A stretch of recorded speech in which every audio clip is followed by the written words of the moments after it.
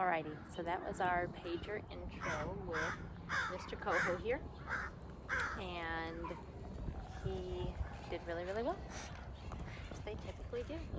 Anyway, so what we'll do now is when he understands that he's not supposed to pull on our leash, so we're doing that turn for every leash pull and coming back, pressing that pager on each turn that we're doing.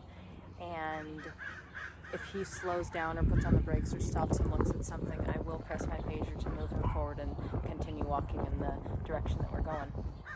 It's kind of just implementing the turn and come to me when you feel this, and then also implementing, hey, when you feel this leash or you feel this pager, come back to me. So anyway, we're implementing that right now. So the first is don't pull on my leash, and that's just getting them to, when they're out there, press that pager, turn, and come back. And then he's lying down like a good boy right now.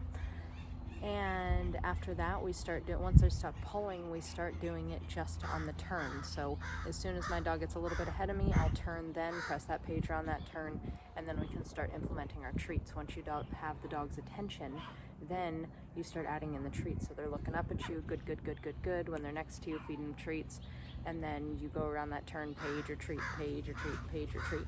So we will try a little bit of that right now with him, just to see if he wants to take food, and I don't know how food motivated he is, so we'll check it out and try.